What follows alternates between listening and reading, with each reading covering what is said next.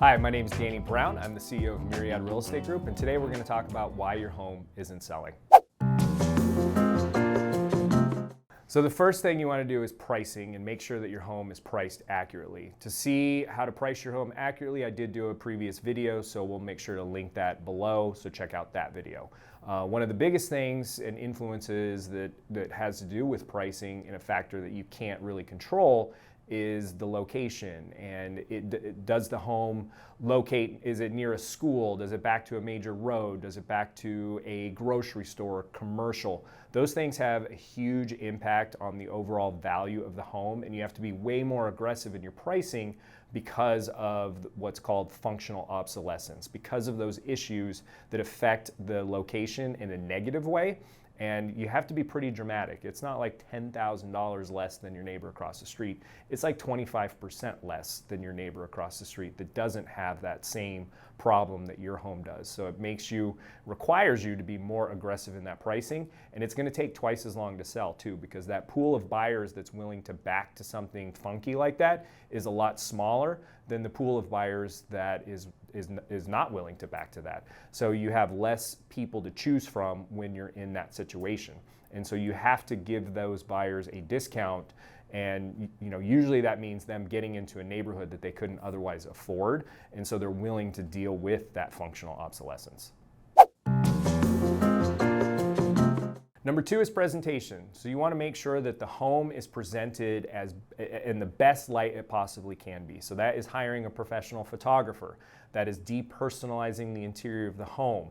That is really making sure that the home looks as good as it possibly can. So I bring in a professional stager or an interior designer who spends an hour with our clients walking through room by room, letting them know what they should do, what they should get rid of, things that they can arrange to make their home look better, not only in the photos, but when people are coming through the property. So that presentation really matters, and especially now. If there's things around your home that are really great, so that would be mountains, parks, if you're in an urban location and really close to restaurants, you want to identify those things. So you can sometimes get photos of those places nearby for free and use those in your listing.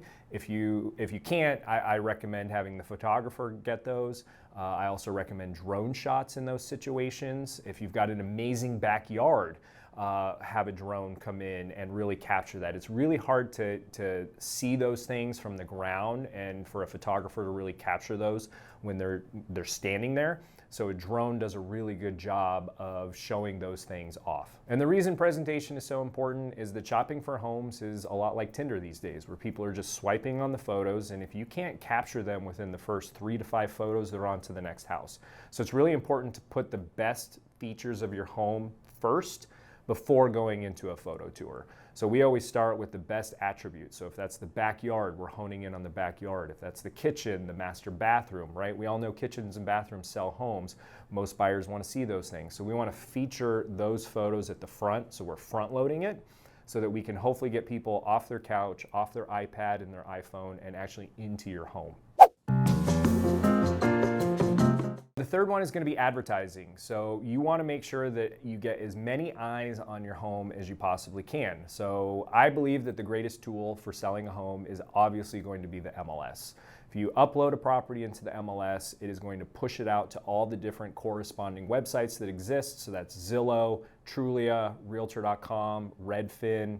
You name the website, it is going to populate there. It's going to show up on individual realtors' websites, brokers' websites. It's just going to be everywhere. So the MLS is going to be really crucial. But then I think that you can do some other things, mailing postcards to the neighbors that live within the neighborhood. Oftentimes people who live there might be renting and want to own in that neighborhood, or they may have a family member or friend that wants to live in that neighborhood. So sending all the neighbors postcards is super important. Colored flyers. So putting colored flyers on the for sale sign, I think, is something that's a little old school, but still super new. We don't advertise the price on our flyers because we want those people to call us, and then I answer the phone. I have a listing manager and myself, and we actually pick up the phone. We don't use recordings. We want to talk to the people, see what they're looking for, and really sell your house. And tell them about all the features. And when you have a piece of paper or a flyer, you've got a front side and a back side. So utilizing all of that real estate when you're advertising on those flyers. You know, the other things that we do, we run promoted posts on Facebook and Instagram. You know, you can get lost on a site like Zillow because it's just a sea of homes. So if you can populate on some of those other websites or other social media platforms where you don't have as much competition, you can also stand out. So running promoted posts on Facebook and Instagram is also another way that you can advertise your home for sale. Number 4 is curb appeal. So if somebody pulls into your neighborhood or pulls up to the front of your house and it looks like a dump, I have had many clients that are like, we can just keep going. We don't even want to stop. So curb appeal is super important, making sure that the weeds are pulled, the trees are trimmed, the grass is green if you have it, and just really making sure that your landscaping, it looks as good as it possibly can, because that initial curb appeal is how the buyer is going to feel about the home. So if that's really neglected, overgrown, they're probably going to assume that the inside of the home has not been maintained as well. So that curb appeal is super important. 5 is staging. I think staging matters, and that doesn't necessarily mean that you have to bring in outside furniture to stage your property. Like I mentioned before, I bring in a professional interior designer, and they work with our clients to stage their home using their own furniture.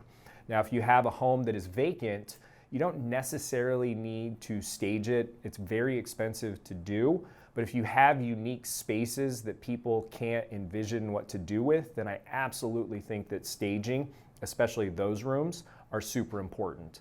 Something that I don't like are the virtual staging that exists in the MLS. I think I can see where they're going, and I think eventually it will get there. But currently, if you've not seen it, it looks like somebody cut out pictures of furniture and glued it on the photo. I don't think it looks very good, and you're not fooling anyone. So if you're not going to stage the home, don't do that. It doesn't work. And so unless you have unique spaces in a vacant home, I don't necessarily think it's worth the expense to stage it with furniture. But if you've got some of those spaces that people may not know what to do with, then bringing in outside furniture can absolutely help people be creative and learn what to do with your spaces. And the final thing is going to be follow-up and communication. So I think it's super important for the realtor that you hire to follow up with the agents that show your home.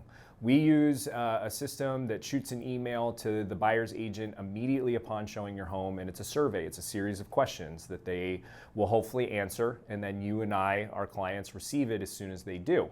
Now, if we just let that system run by itself, it emails them every day for 7 days, we would probably have something like a 25% response rate. So not many agents follow through with filling that out, unfortunately. So we hound those agents and we call them looking for feedback. And so we have something more like a 98% response rate to getting feedback. And then we look for commonalities in that feedback, right? So you're always going to have one-offs. You're always going to have jerks that say dumb things about your home. Look for the common trends in that feedback. Is the same thing coming up over and over again? Like the price, it's too high, or do you have walls that are painted a funky color that need to be painted? You know, look for those commonalities and see if there are things that you can change. If it's stuff that you can't change because it's structural, like don't like the floor plan, but that's a comment you get over and over again, the only way that you can overcome that is through pricing. So again, you've got to discount the price. Your functional obsolescence in that case is floor plan. And so you can only overcome that through an aggressive pricing strategy. So I think that feedback is super important. Agents will also leave ambiguous feedback where they don't really give you a lot, making sure your agent calls those people. If I did get a comment saying, love the house, but hated the paint color, I'm gonna call them and be like, hey, if we offer you a paint credit or if we repaint the house, could we put a deal together? So there needs to be some proactiveness on your agent's part as well, reviewing that feedback. You know, at the end of the day, if you've done all of these things and the home is still sitting and taking a little while to sell, give your agent a break. There is not some other magic bullet. If there was, we'd be doing it. Trust me, we would. And so it really just, it takes time to sell a home, right? A normal balanced market, you're looking at 3 to 6 months for a property to sell. You know, in the previous market, we've been very spoiled where homes sell really quickly. and now they don't. They take a little bit of while. And so just be patient, and if you've done all of these things, it will sell. Just give it some time. If you have any questions on what you can do to properly sell your home, definitely check in with us. Like I mentioned before, check in the link below for properly pricing your home. Don't forget to leave a like and subscribe, and I will see you next time.